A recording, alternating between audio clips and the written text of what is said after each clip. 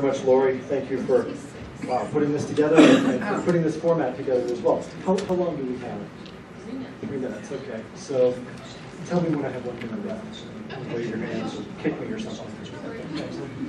Well, my name is Joshua Scharf. I'm running for House District 6, which has a little piece of Arapahoe County. It's primarily East Denver, but I'm down here because it's a tremendous group. And I always like to make contact with the Arapahoe Republicans and support this just phenomenal effort that Lori and Nikki and the folks have put together. You know, one of the things that we like to talk about, and we spend a lot of time talking about, and it's right that we do, is the freedom and liberty issues, the fact that we see our rights being taken away and our freedoms being taken away. But I think it's also important to understand that for a lot of people, they're concerned with what works. Now, we're lucky because freedom works. We're lucky because liberty works. But what I want to do, when I have to go make the case for why the government should be doing less, I have to give specific examples. People want to say, well, you want the government to do less. You're running a, show me how the government's in the way, and I have a limited amount of time, so I'll limit it to one question. How many people here own small businesses? Oh, good, good, rich pickings. So if you had to name something that the government was doing other than taxes, that we know that is making your life miserable, that's keeping you from hiring people, what would it be? That's and what I'd like to, that's 2 questions.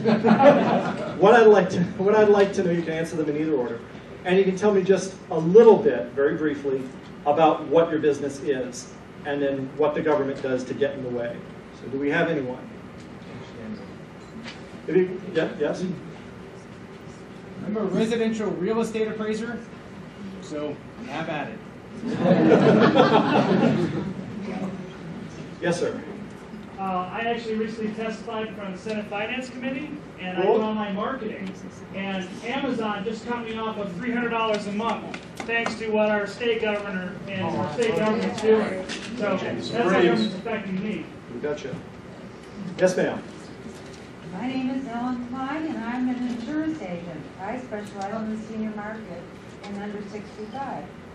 The government has really done a number on the seniors, and I'm in this party protest. Thank you. Yes, ma'am. Right now, I just got hit with the no that she has. It's not huge, but money I put to go to the movie. Yes, ma'am. EPA and other regulations. What business are you in? Thank you. You betcha. Matt.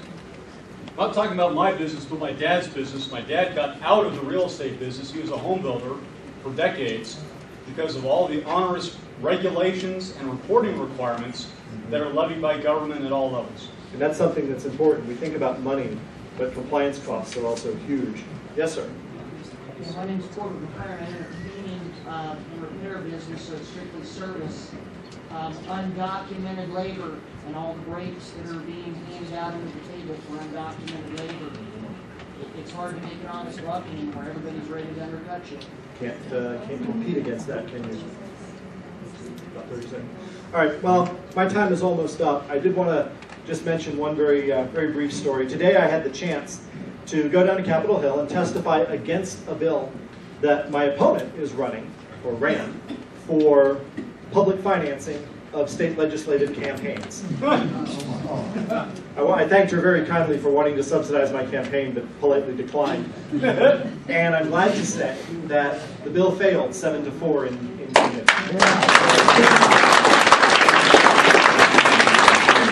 So what that means is now more than ever, I'm dependent on your help. And there are envelopes out there, and anything you can do, greatly appreciated. Even a little is a lot. Joshua Scharf, House District 6. Thank you very much.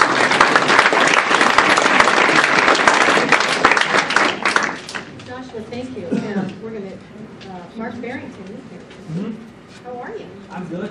Been a while. Thank you for having me. Yes, I'm excited to be part of this. Well, last time I learned I didn't need the mic, so I'll try and tone it down a little bit this time for you guys. How's everybody doing? Are we doing well? Yep. Excellent. Well, my name is Mark Barrington. You can visit my website at markbarrington2010.com. As of today, I've had over 7,856 hits. So we're obviously doing something right. Now, supposedly tonight, I'm supposed to talk to you guys. So there's 5 things I'll just bring up. How many are familiar with the Child Pedophiler Act? Raise your hand. Okay, very few of us. Well, in the Lakewood Sentinel today, they wrote a story on me. And what was great about it was it says, Barrington takes on incumbent Kerr. And it was on the 3rd page of the Lakewood Sentinel, so we're getting some very good press. When the reporter asked me what was the passion that I had, the passion that I told him was Child Pedophiler Act. And I believe it's my job to educate you guys. And he asked me, and he said, well, why aren't you bringing up the budget? Why aren't you bringing up Tabor? Why aren't you bringing... And I said, you know, those are issues everybody knows about. Let's expose some of the minor things that are actually important to everybody, especially when you have over 300 registered child pedophilers in Jefferson County alone. It's unbelievable. So that was what they quoted me on in the paper this morning, and I was very excited that the reporter did his job by letting people know the facts and the bill number. And I believe that the bill is either 071137 or 071134 for the record, so you might want to check into that.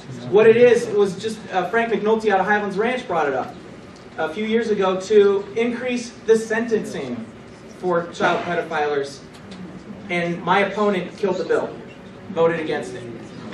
Okay? I have a problem with that.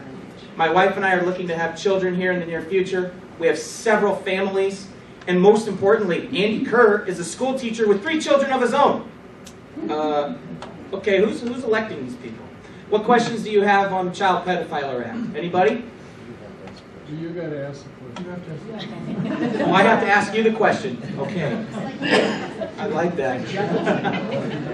Well, I guess the question I would ask is, since I told you the answer, but we'll rewind it and I'll say, do you know how many child pedophilers there are in the city in Jefferson County? Yeah, there's 300. I look like an idiot, but that's okay. Typical politician, here I come. All right, how about energy? Is anybody familiar with what my opponent Andy Kerr is proposing for coal and natural gas here in the state of Colorado? As of today, I found out. Are you familiar with it, Mr. Mays? Hopefully Governor Mays soon. Well, I can tell you, yes? I believe that they're wanting to force all the power plants to switch from coal to gas, which is like 6 times more money. You're absolutely right. Now let's do the math on this, guys. When you have coal and you have a resource that's working and you have the beautiful state of Colorado, why would you want to eliminate something that's a great job creator? All in favor, say aye. Aye. Okay, did I ask you that question there? Are we included in the conversation? That's good. My idea of it is, let's do our homework first before we eliminate the jobs and give the resources to Utah, New Mexico, Arizona, Wyoming, and let's keep the jobs here in Colorado. All in favor, say aye. Aye. Aye. I think that's important. Okay, well, I guess that's all I have tonight, but thank you very much. MarkBarrington2010.com.